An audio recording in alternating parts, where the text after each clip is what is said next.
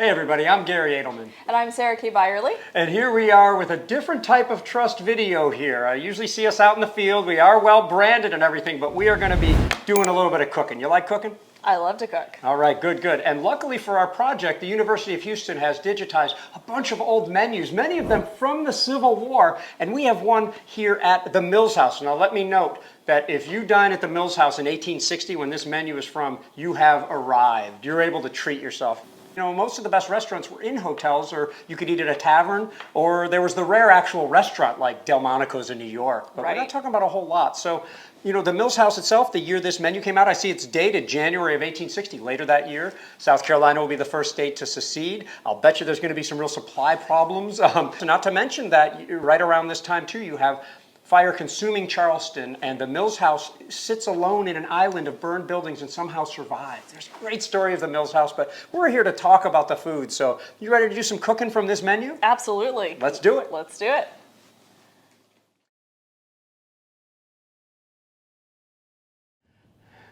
All right, turtle soups. You know, you try, being an 1860 hotel and then having a war start and having the supply chain that isn't quite as sophisticated as ours. Even in our case today, we recommend allowing 50 weeks for your turtle to arrive, and therefore we made a substitution. What did we? Absolutely. So an acceptable substitute is beef. So we're actually using some stew beef.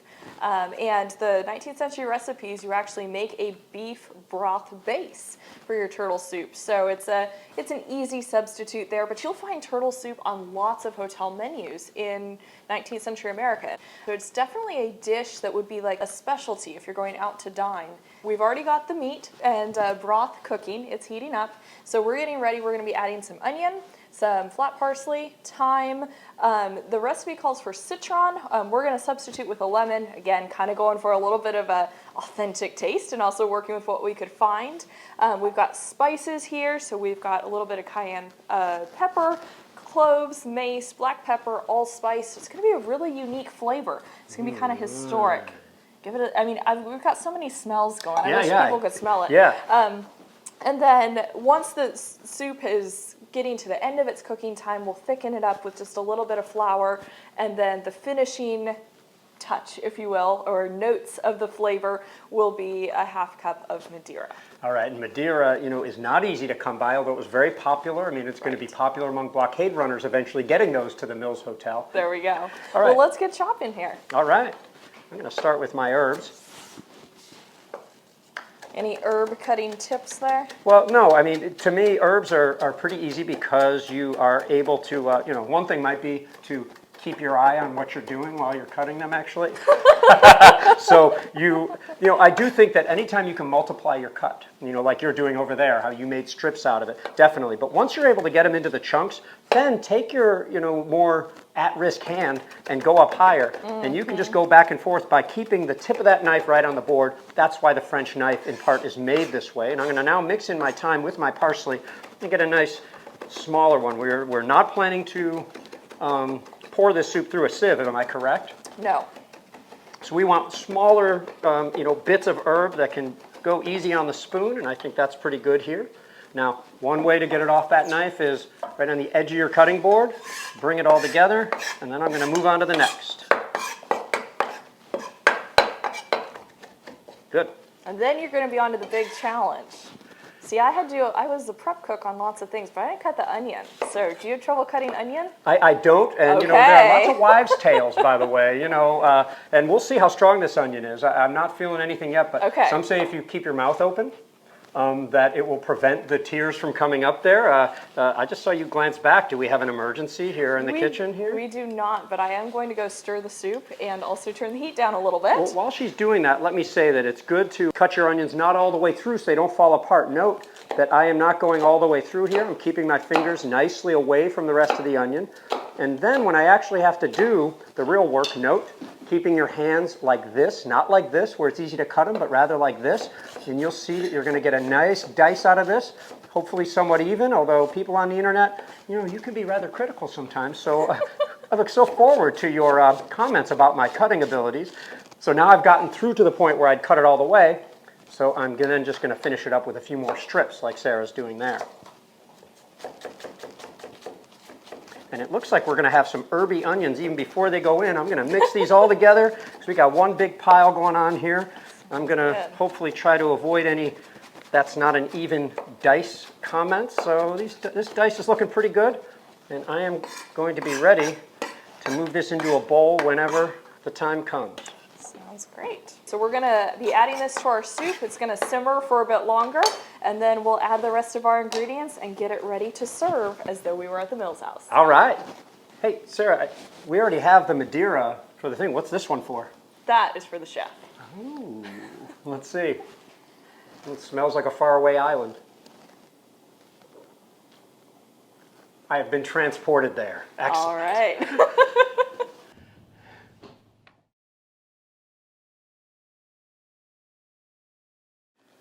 I like side dishes. Do you like side dishes? I do. All right. I remember Eric Cartman from South Park was aghast when he went to somebody's house and realized that there would be no side dishes. So what do we have? Well, I'm going to be prepping the side dish, which is also the vegetable, for the Mills house. So it is mashed turnips. So if you thought you didn't like turnips, wait till you see what we're going to do with them today. All right. Let's see.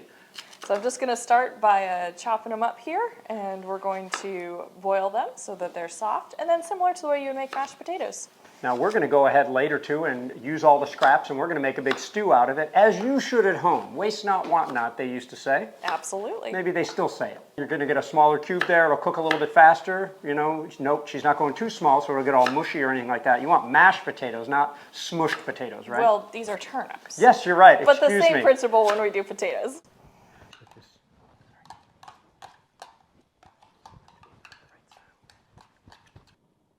We've been focusing on these hotel menus posted online by the University of Houston. And we are doing the Willards Hotel in Washington, D.C., or Washington City as it's called, during the time of the Civil War. Indeed, and it's an 1861 menu, February. I mean, you've got Lincoln's inauguration around that time. You've got armies coming and swelling Washington to one of the larger cities in the entire country. The Willard is a big deal. It's sitting right, near the Executive Mansion, right on Pennsylvania Avenue there, and it is just the place to go. At least at the time. Right. I was going to say, what happens as these hundreds and thousands of volunteers come into Washington City in April 1861 and in the months following? What happens to the Willard and their dining experience? Do we have any details? Well, I don't think it's a surprise, and I think you all know a lot about this already. It is said that when the soldiers came, and we're talking about just 10, 20,000 at first. It didn't take 100,000 to defile every corner of Washington. Every part of the capital was absolutely disgusting from people living there. This is a city that isn't used to all of these people, and all of a sudden everything ran short, including food. And one person went to the Willard. This guy said that the food at the Willard was increasingly inedible. Yesterday, the tea tasted rank of cockroaches. Ooh. I had, besides, 2 rotten eggs and a piece of fish rather stale, some Indian cakes, and rancid butter. Oh. I mean, and this is the great Willard. So, I mean, war has this impact upon all sorts of things, including fine dining. All right, so we're at the Willards Hotel, and we're ordering our lovely dinner menu. Do we have to have veggies? Yes, we have to have veggies. Okay, so what veggies are we having? Well, I'm inclined to go on a whole diatribe about the importance of vegetables, but we are going to have parsnips, and then we're going to saute them, or as they would say, we're going to fry them as a good side here. So I'm going to get started here. Sounds great. Cut some of the ends off there. And I do actually like veggies. I love to go to a good farmer's market and find a new vegetable, learn how to cook it. So looking forward to seeing how you cook yours here. Good, good. Well, I'm going to start on the cut. I've decided upon a half moon for the first half. Now, if I go half moon all the way down, man, they're just going to be too small. I want these to cook evenly. So I'm going to go half moon part of the way down, and then do coins for the smaller bits. Nice. So if you can see what I'm doing here. Let me get these all prepped here. It might make more sense for me to just cut that off first. Maybe you were thinking that, Sarah. So here we go. I'm going to line up my end bits here and make some coins. I might make them a little bit smaller as they get to the bigger sections. Now, this is going against my rule. I'm cutting with rolly stuff, but I'm being careful, so I think we're okay. So far, so good. All right, yeah, We haven't had to call the doctor yet. Yeah, no Julia Child moments from Saturday Night Live or anything like that. I've cut the dickens out of my finger, she once said. We'll go a little thinner as I get toward the end there. I don't know if I've ever tried parsnips. I'm looking forward to giving them a taste. Yeah, to me, you know what they sort of taste like is they taste like stew, because I think that's when people usually have them. Okay. Is that you're going to notice that flavor when you are, you know, having a nice thick chunky vegetable or sometimes chicken soup. I think that's when that parsnip flavor is going to come out. And make sure I get my ends separated, and I think we are ready to go in and get crazy. Sounds good. In French cooking and in the Civil War, they are not shy on butter. So you're seeing butter underneath. You're seeing butter yet to even be melted yet. I threw in some parsley, salt, and pepper. They're not in the recipe. You know, how much of a recipe do you need for fried parsnips? I'm just figuring in a hotel, they're going to use some of that master spice of pepper and throw in a little bit of color to make their plate look a little bit better even back then. Another skill to learn, by the way, notice I don't have a utensil, and I don't need one if you learn the flip. Just get ready to waste a lot of food while you get good at the flip.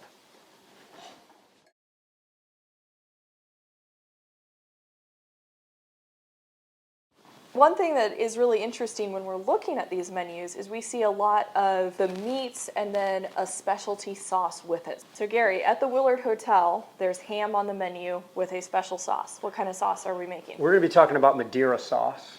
Madeira is something you hear a lot about because it is coveted in the field. I mean, you go back to the American Revolution where you have British officers drinking Madeira, trying to secure more Madeira.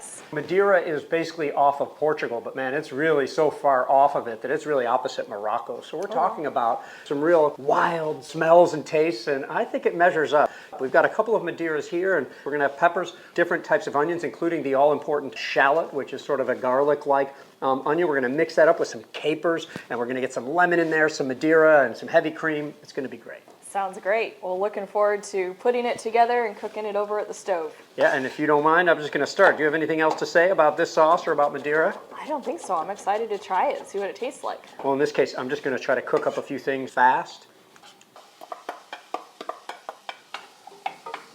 Oh, yeah. A little lemon juice.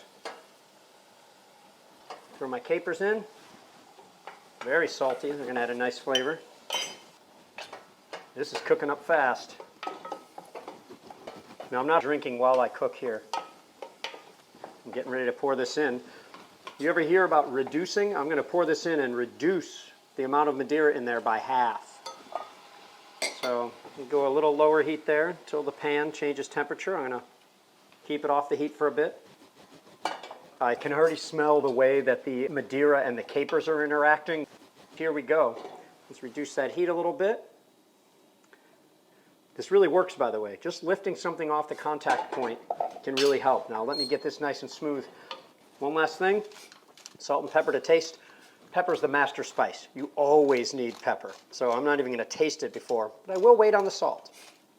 To get ready to make our champagne sauce, we actually have to open the champagne, and Gary has insisted that we do it on camera. Yes, okay, so we have our champagne. Now, I think it's kind of fun because not everybody does this. So your tools of the trade is, I've already taken the foil off, but notice that there's a little cage here because you've seen movies. You know, these things are flying objects and it can be dangerous. Right. The second step is you don't want it to overflow, so you tip the bottle after you get it off. Okay. Now, I don't want this thing flying into the ceiling and breaking a light, so what I'm going to do first, I'm going to look. Sarah took a step back there.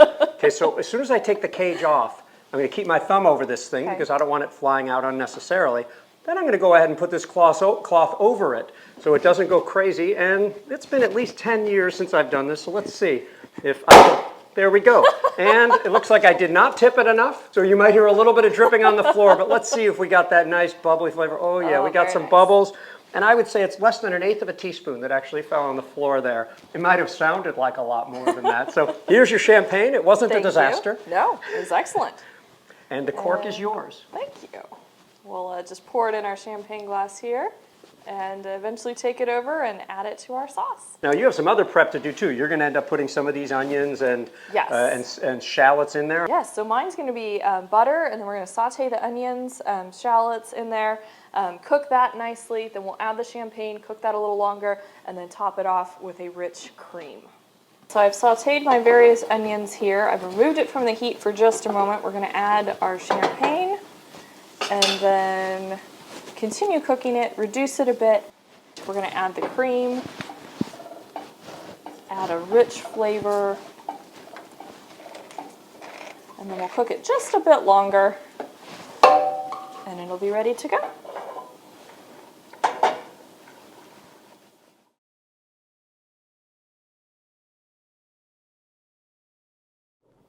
Today we are going to be making baked fish. Now our recipe calls for shad, but we were not able to acquire shad, so we're going to use another freshwater fish. We're going to be using trout, but basically we're going to be doing a stuffed fish. So we're going to be using a breadcrumb stuffing, some butter, onion, parsley, and then we'll prepare the fish and then bake it. That sounds great. You know, I want to say, you know, that back during the Civil War, these hotels, they ran out of one ingredient and replaced it. I've even seen examples of menus where they're being crossed off and adding them as the war or otherwise made it impossible to secure things. I'm just going to say, you know, for everybody watching at home, that I have still not come across a basic skill that you can use more throughout your life than cooking. I think learning how to cook while you're young, you can use it for decade after decade, saving money, improving your health, and having a skill that you can just really use. That was a challenge for a lot of the Civil War soldiers when they enlisted and got their rations. They didn't know how to cook them. Oh and my, there's some yes. fabulous stories. The best ones have to be when they're trying to soften up hardtack. Yeah. You know, and you think the intuitive that maybe it's going to be the grease that's going to do it, or even how do you prepare it? Are you supposed to break this thing up? What if you get a corner of it in your mouth and do it? And then what are you going to cook it with? We've been real careful, you know, with our cooking to practice modern food safety and such as we're working here today, and that's not something they thought about. So You're right. You know, in fact, cooking could end up being the thing that kills a soldier if it's not done right. You know, you get a really bad food poisoning or all kinds of other things that can come from food that's not properly cooked or not handled in a sanitary way. Again, another time-honored tradition. Instead of lifting your stuff off, just have your bowl below the cutting board and boom, about half. Yeah, I think so. Let's start All right, with that, see what there it you looks go. like. Saves you a lot of mess. Thank you. All right, and then we'll chop up the parsley, and our Good, good. recipe says stems and all. Okay, well, we're going to go crazy. I've already washed it, so we're going to go ahead and get this in here. Again, it needs to be kind of small so that it crumbs in well, as Sarah is going to literally mash that into the fish. We're going to see how she does that. It's not going to be neat, I think. I think it's going to be messy. I think you're going to get a little messy with the fish there. Now, I think you're going to get a little extra onion in with some of this parsley. No Let me worries. go take one last pass here. Now this, I think I can safely put it up on the knife. Good, good. All right, and it is smelling really good. Can you... Absolutely. Now, this is not a hot bowl, but if you're standing over the oven, you'll find out the hard way to waft things towards you instead of putting your nostrils over the hot steam, because you won't be able to smell anything but that for 3 days afterwards. So keep that in mind. All right, so we ended up with fillets of our trout, so it's going to be hard to stuff into it. So we're going to do it a little bit differently here and work our kind of stuffing into the fish here. Is this Yes, getting that's into the it? word I was looking for, that you're going to work it in. That's what really has to happen there, and maybe even tenderize that fish a little while you're doing it. Now, I've heard about shad. Shad's the famous story of Five Forks. Was General Pickett eating shad? Should he have been focusing on something else? Did the city of Petersburg and then the city of Richmond fall because of this shad bake that went on before the Battle of Five Forks? Maybe, maybe not. But what I hear about shad more is that this is some tough fish to cook and make taste good. But I already know trout taste good, so I think we're going to be in pretty good shape. I think so. Now, I'm wondering, are you going to stuff the other half and then make a sandwich out of it, or just layer it on top I there? think I'm just going to stuff really good the bottom, and we're going to lay the other one on top. I couldn't agree more. It's I going to think that affect both sounds sides. a little bit less messy. Good. You're going to get some of that freshwater taste seeping down into the stuffing. I think we're in for some good fish here. Lay it on top. Someone at home is going to call this a fish sandwich. But I wouldn't eat the skin on this one. No, we'll have to remove the skin when we Yes, well, in do our fancy hotel, bite. we would probably have, you know, a sous chef, or better yet, an assistant prep cook that's, you know, skilled at taking that off. Or it could be served face down with the stuffing on top and have the customer get it off. Right. If you cook it up right, I think it's going to fall right off. I think so. All right, so we've got our fish ready for the oven, so we'll get it cooked and show you when it's done. All right. Oh, yeah.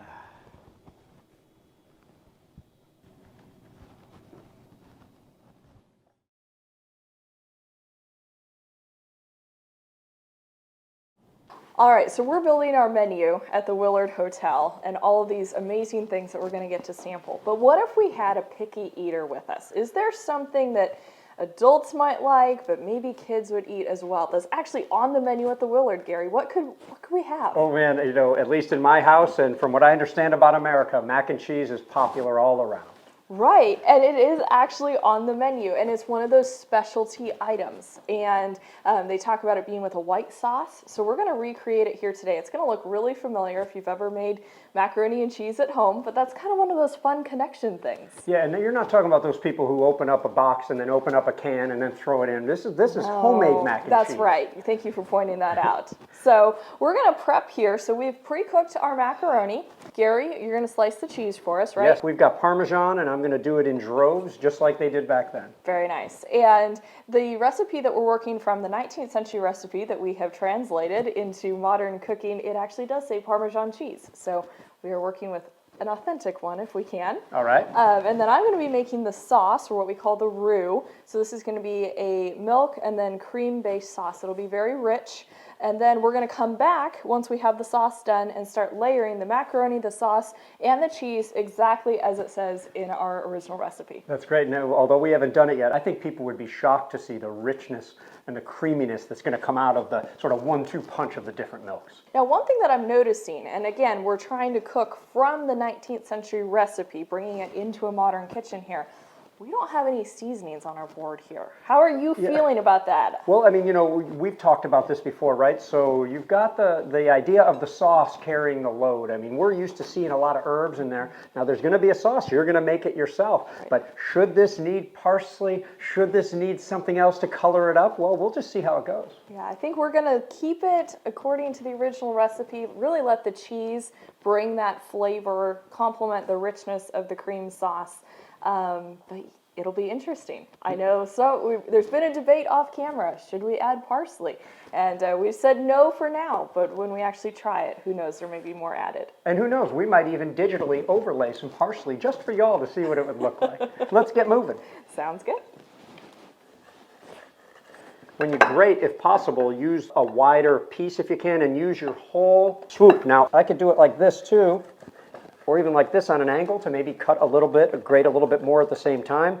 It might be tempting for somebody to say, I'm going to do it like this, but I think you're asking for a shredded knuckle if you do that. So I'm just going to do about half of this, but because this is the United States of America, we have been raised that cheesier is better.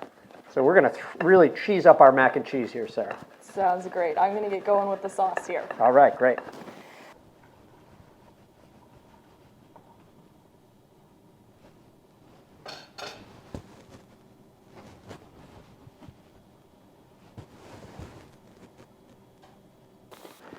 Well, Sarah, it looks like we're just about ready, and you have a measuring cup in your hand. I do. We're going to start layering our sauce, cooked macaroni, cheese, and get this ready to go, just like it tells us to do in our 19th century recipe. So this is our rich cream sauce. I see it getting tight in there, so I'm gonna alleviate you of the burden of it there. Yeah, don't take those too far because we may need them. Yes. So let's get a little sauce in the bottom and then go ahead with some macaroni. All right, our hands are all clean, so we're all ready to go here. I can even do a little push in here. I'll spread that out. Good. Sounds good. Let's add a little more sauce and then we'll put some cheese. All right, and again, we're not going to be shy on the cheese, is that right? Right. Because we have a lot to use here. Are we going with 2 layers or 3, do you think? It looks like it might be 3 here. Might be 3. More of this? Just more macaroni. This is pretty easy. Oh, I spilled one. Now, this is sort of like the modern day ditalini. I'm liking it.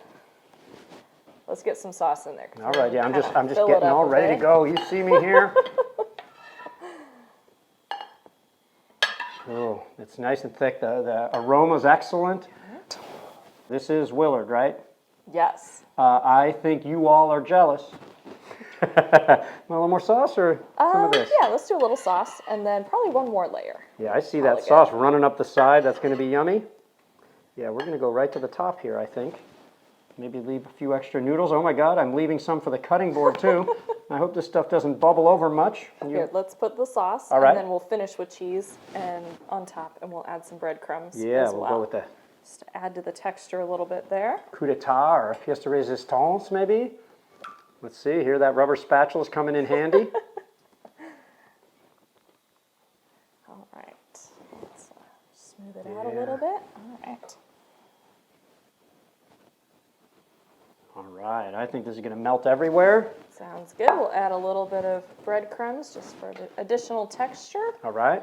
You start to get the idea, you know, when Union soldiers would get leave, if they could afford to go eat at a hotel, I can see why they were going to these places. Yeah, and we've been able to secure menus from 1860 all the way through to 1865, and you can see how the menus are changing and what they're serving, and you can see how soldiers might be a little resentful about the civilians sitting, you know, back in cities and eating food like this compared to the food that they have in the field. Right, absolutely. So we're going to put this in the oven, cook it for a bit, let it get all melty, get the cheese melted there, and then we'll show you the finished dish in a little bit. The gooey cheesiness, the cheesy gooiness. Here we go.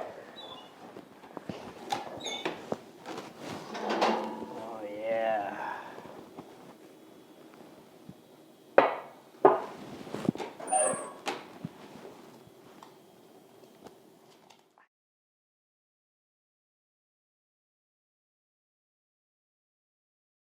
Gary, what are we cooking next at the Willard? Well, here we are at the Willard, and we need an old classic. You've heard of chicken fricassee. Here we're going to do turkey fricassee, and we're going to do it with turkey wings per the recipe, and we're going to have a special sauce with that the Willard used to serve. Absolutely. So on their menu, they say that it's served with an oyster sauce. So we've cooked our oysters and then taken some of the liquid that those were cooked in, turned it into a nice sauce that we've got here ready to go. The turkey wings have also been cooked, so we're basically putting it all together at this point and heating it. So maybe they've got things like this ready to go when someone orders it at the hotel. I don't know exactly how they would have done it back then, but I'm going to go ahead and start adding the turkey to our sauce here. And then the oysters, mushrooms, and green onions will all get added after this is heated up, and it'll cook for about another 5 minutes. We'll add the white wine as well to give it a little more of that rich flavor. So the spices that we've got that we're adding here to our oyster sauce are mace, nutmeg, salt, and pepper. Good, so good. It's going to be a little bit of a different flavor than maybe folks will expect. I'm excited to try it. I think the oysters are going to add a really unique flavor to it. I want to say something else while we're here. Some of you might see that we have, you know, sort of two different types of protein here on the cutting board. Note they weren't touching, and note I'm cutting in a different place. This is a larger cutting board, but man, the most common problem with foodborne illness is cross-contamination. So we've been careful about using different utensils and about making sure that our protein areas are going to be sanitized in between uses. So I just want to say, if you're going to do this at home, do this at home. Just watch for cross-contamination. Absolutely, that's a great cooking tip. Well, I'm going to get this on to heat, and then we'll be adding our other ingredients later to finish off this recipe. Excellent, I can't wait.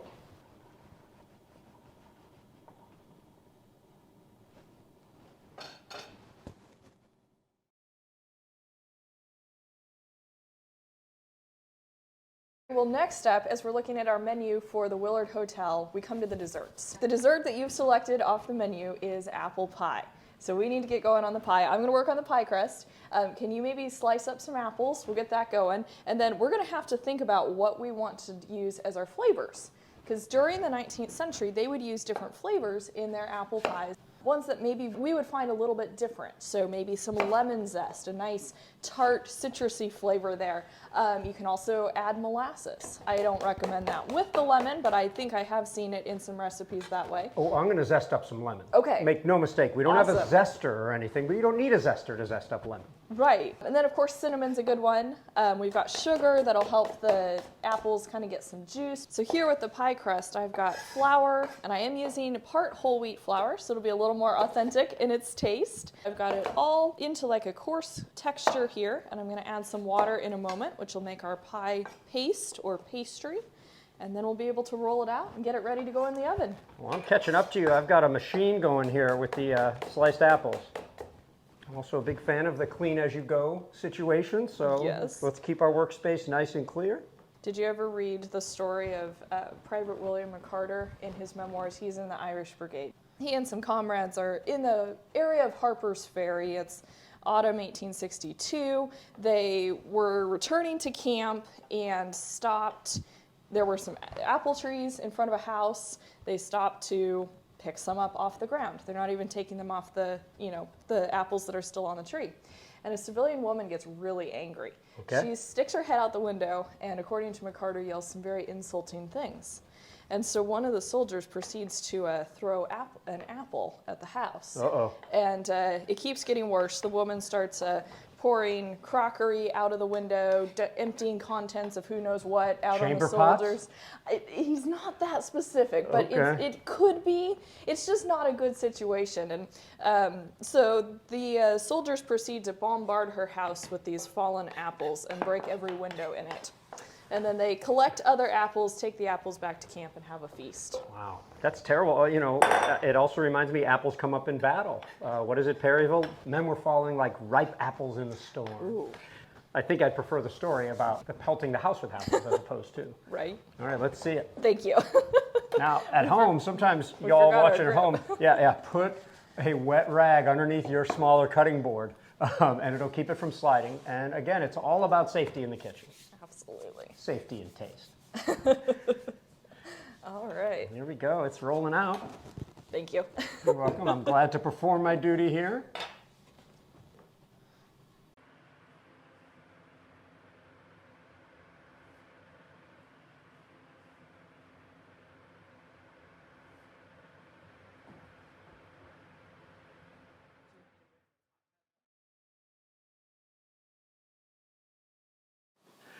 All right, Sarah, what's next? Well, next we need to get our dessert ready for the Mills house. All right. And they have quite a selection on their menu, but the dessert that you've selected is bread pudding. So we've got some sliced bread here that's been dried a little bit. We're going to go ahead and kind of revive that with some whole milk. So we'll get that started. We'll let it soak. All right. And then we're kind of making a custard. It's going to be a baked custard with this bread, and then we're going to add some spices and raisins as well. So Gary, if you can crack a couple eggs in here, lightly beat them, and we'll get started. Good. I'm going to try to sort of have a real southern vibe now that I'm talking about what's going on in the Carolinas here. Now that's some impressive egg cracking there. Any tips? Yeah. Hit it harder than you think you need to.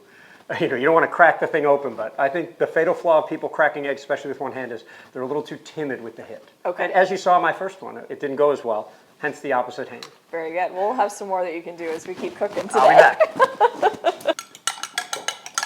And I'm of the opinion that eggs should always be beat, and beat more than you think so, even if it's just for cooking. Well, our recipe says slightly beaten, Oh my according to God. 19th century standards. Oh my God, well, I'm going to stop there then. Excuse me, everybody. Not yet. We're going to mix a few more things. So we're going to put our sugar in with the eggs. All right.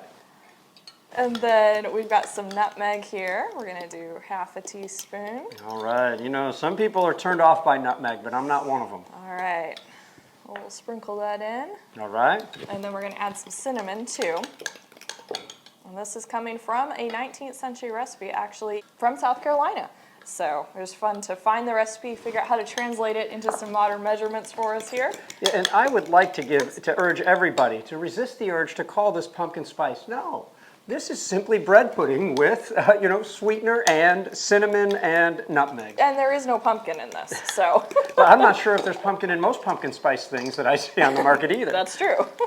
Well, we've got a nice consistency here. Sounds good. Shall we add it here? Our think so. bread's getting nicely revived. I might ask you to jump in with that rubber spatula there. Absolutely. Rubber spatula, the hallmark of any 19th century cooking experience. Thank you.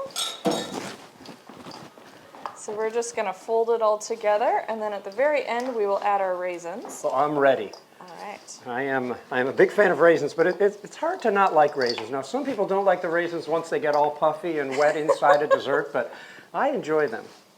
I like them as long as I know they're raisins. There is that kind of running joke, like I have trust issues because, I thought they were chocolate chips, but they were raisins. So as long as I know they're raisins when I'm biting into a cookie, it's good. But if I thought it was chocolate chips, I'm disappointed. I confess, I didn't know where you were headed with that, but I totally understand. It's not 19th century, but we're having fun cooking here. So You've really been burned by the raisins in the past. All right, it's looking good. The smells are just excellent coming out of the mixture here, and I think that will continue once we get it in the oven. We did not have to go out and chop the wood this morning. We are lucky to be using a gas oven. Yes, we are. And let me just say that, we are doing our best. We're using 19th century scrape it in? ingredients. Go ahead. I'll do it. You're at a better angle. I'll hold All right, it. good. We're trying to use, to the degree possible, 19th century ingredients. I mean, their flours and sugars might have been created in slightly different ways, but you see we are using a lot of modern equipment.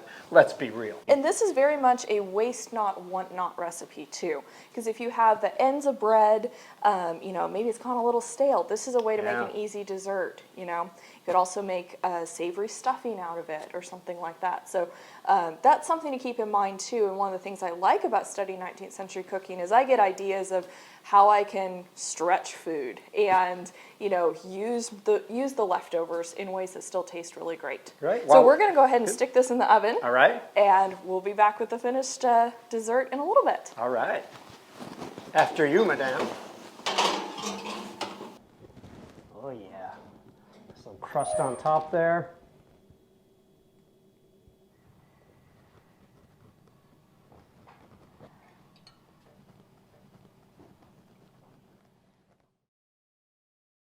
Hello, this is Trace Atkins.